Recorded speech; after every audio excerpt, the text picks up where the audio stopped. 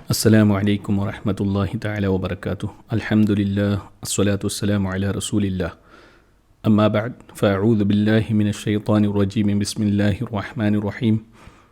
وَإِذْ غَدَوْتَ مِنْ أَهْلِكَ تُبَوِّئُ الْمُؤْمِنِينَ مَقَاعِدَ لِلْقِتَالِ وَاللَّهُ سَمِيعٌ عَلِيمٌ۔ صدق اللہ العظیم۔ الصلاۃ والسلام علیک یا رسول اللہ صلی اللہ تعالی علیہ وسلم۔ معزز سامعین اکرام، سورہ آل عمران کی آیہ نمبر 121 کے تعلق سے 2 ہفتے سے مسلسل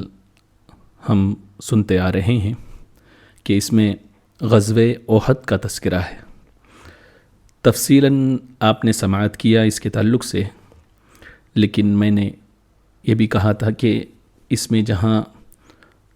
صحابہ اکرام رضوان اللہ تعالی علیہم اجمعین کی قربانیاں ہیں کہ انہوں نے اپنی جان مال کی پرواہ کے بغیر سرور دو عالم صلی اللہ علیہ وسلم کی حفاظت میں لگ گئے، حتیٰ کہ سرکار سے انہیں اتنی محبت تھی کہ ہاتھ کٹ جائے، پیر کٹ جائے، لیکن ان کی تمنا یہ تھی کسی طریقے سے رسول اکرم صلی اللہ علیہ وسلم پر کوئی آنچ نہ آئے۔ جیسا کہ حضرت زید بن ثابت رضی اللہ تعالیٰ عنہ کا بیان ہے کہ حضور سرور دو عالم صلی اللہ علیہ وسلم کے حکم سے میں حضرت سعد بن ربیع رضی اللہ تعالیٰ عنہ کی لاش کی تلاش میں نکلا، یعنی سرکار نے حکم دیا کہ سعد بن ربیع کی لاش کو تلاش کرو۔ تو میں جب ان کے پاس پہنچا تو دیکھا کہ وہ سکرات کے عالم میں ہے۔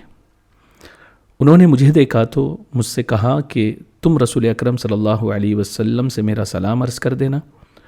اور پھر اپنی قوم کو میرا ایک خاص پیغام پہنچا دینا کہ وہ یہ ہے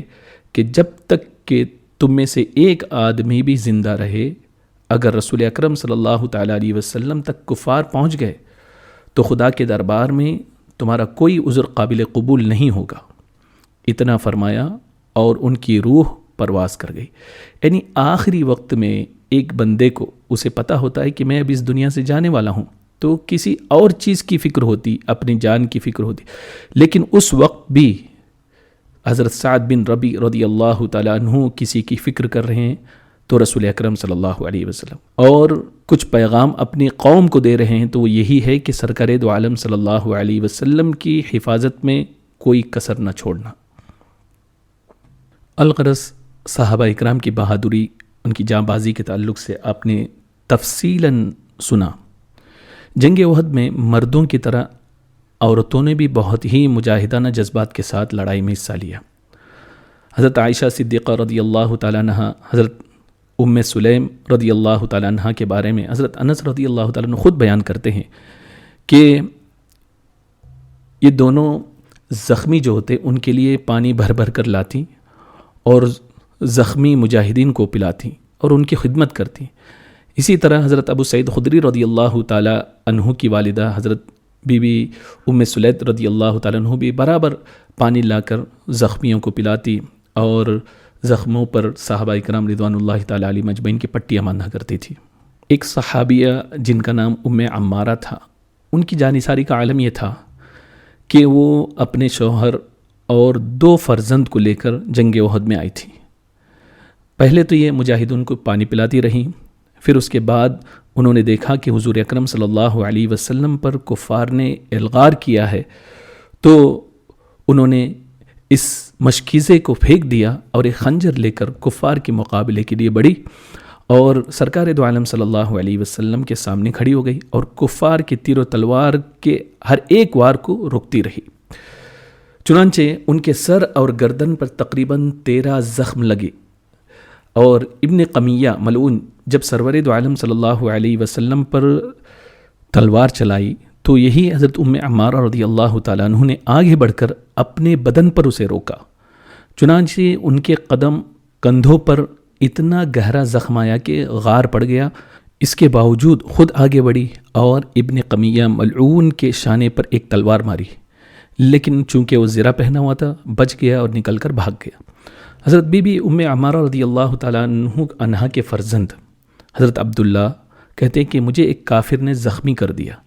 اور میرے زخم سے خون بند نہیں ہو رہا تھا۔ میری والدہ یہی حضرت ام عمارہ رضی اللہ تعالیٰ عنہ نے فوراً اپنا کپڑا پھاڑ کر زخم پر باندھ دیا اور کہا بیٹا اٹھو، کھڑے ہو جاؤ اور پھر جہاد میں مشغول ہو جاؤ۔ قربان جائیں، ایک ماں اگر اپنے زخمی بیٹے کو دیکھے تو کیا کہے گی؟ پٹی باندھ کر، ہونا تو یہ چاہیے تھا ظاہراً کہ پٹی باندھ کر وہ یہ کہتی کہ تم ابھی آرام کرو،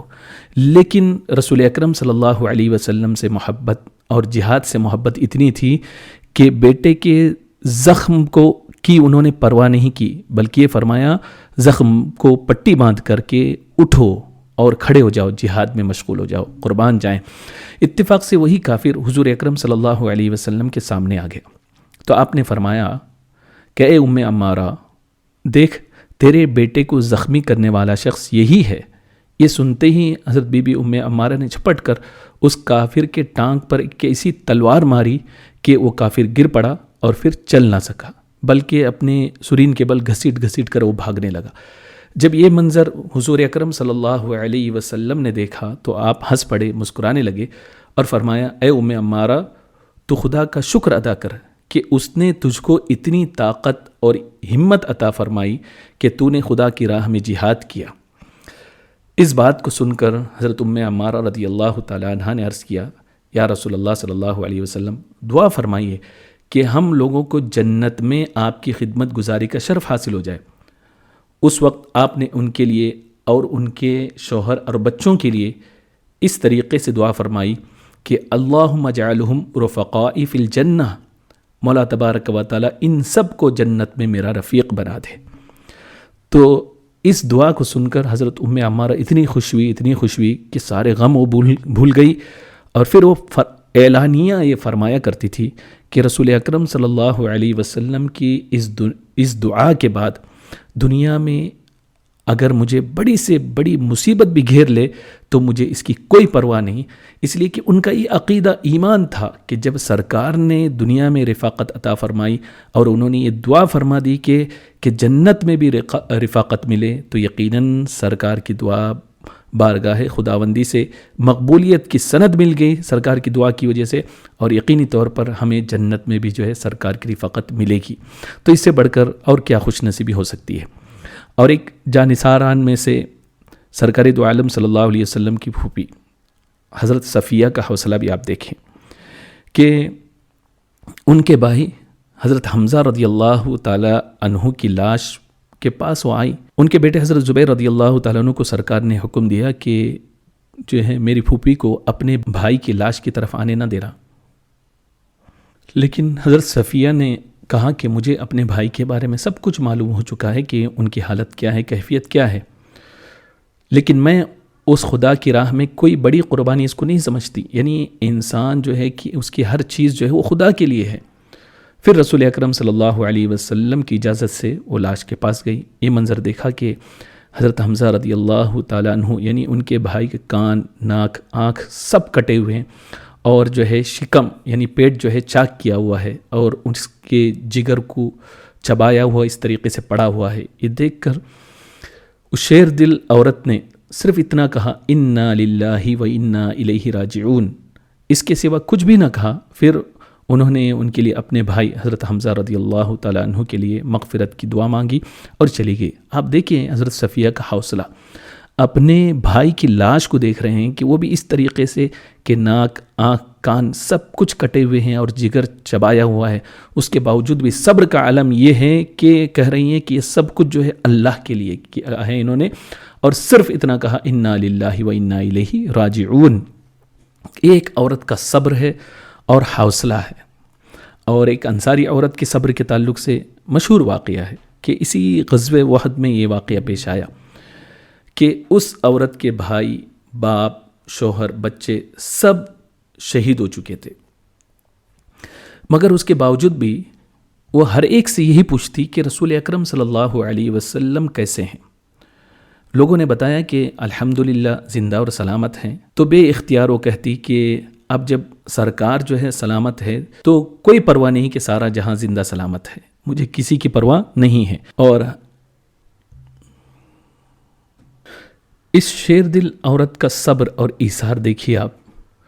کہ شوہر بھی شہید کیا گیا ہے، باپ، بھائی تینوں شہید ہو کر زمین پر پڑے ہیں،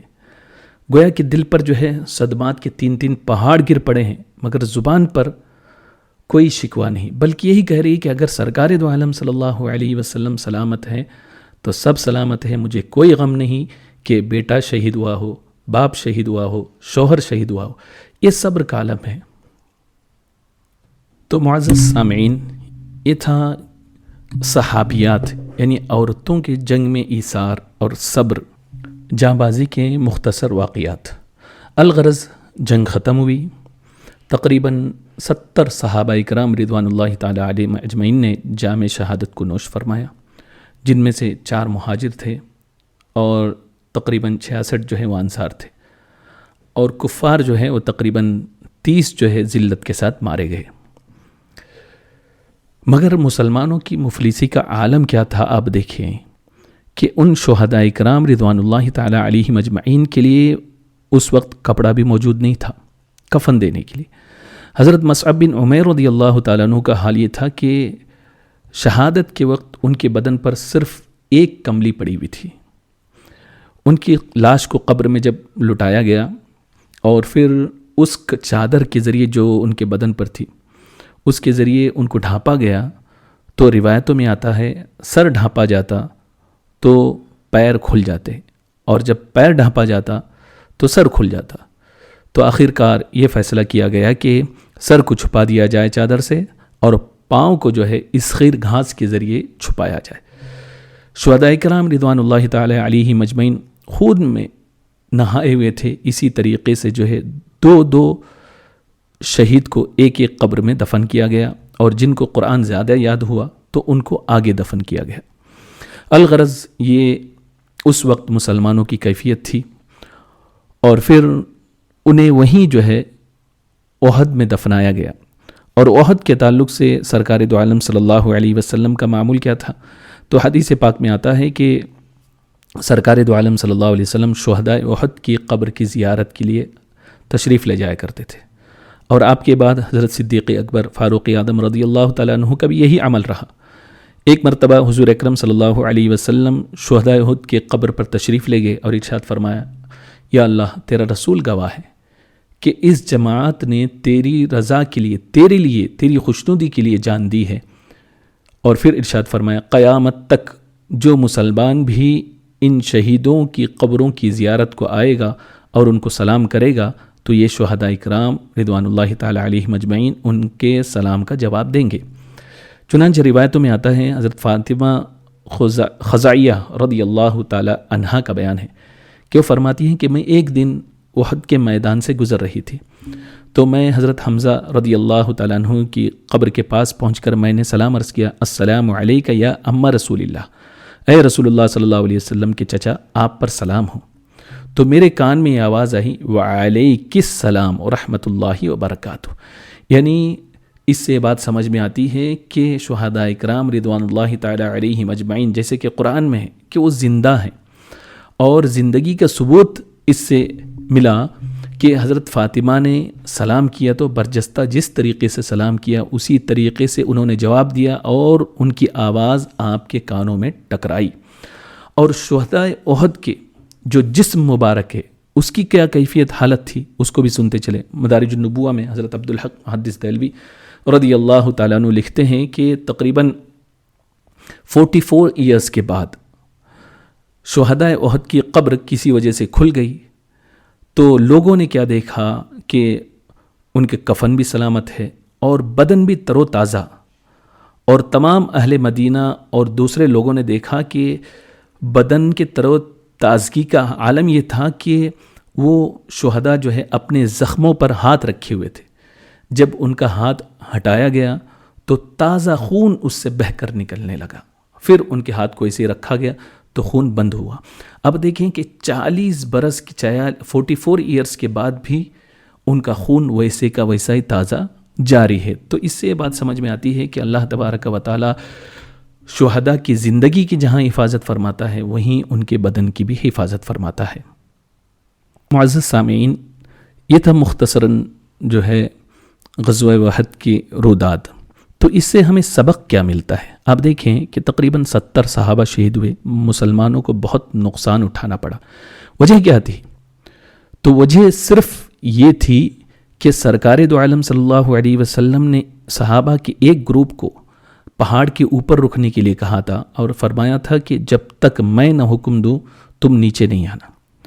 لیکن ان میں سے اکثر نے کیا کیا؟ سرکار دو عالم صلی اللہ علیہ وسلم کے حکم کی خلاف ورزی. ظاہراً تو انہیں یہ تھا کہ اب جنگ ہو گئی اس لیے آئے، لیکن سرکار کو حکم تھا، اس کے باوجود بھی وہ نیچے آ گئے. اس کی وجہ سے انہیں شکست ہو گئی ایک طریقے سے مسلمانوں کی. تو مفسرین یہاں لکھتے ہیں کہ یہی وجہ تھی، سرکار کے ایک حکم کو نہ ماننے کی وجہ سے مسلمانوں کو بھاری نقصان اٹھانا پڑا. تو اب آپ خود سوچیں کہ ایک حکم کو نہ ماننے کی بنیاد پر اتنا نقصان اٹھانا پڑا، تو ہماری زندگی کا عالم کیا ہے؟ اور ہم روز بروز رسول اکرم صلی اللہ علیہ وسلم اور اللہ کے فرامین کی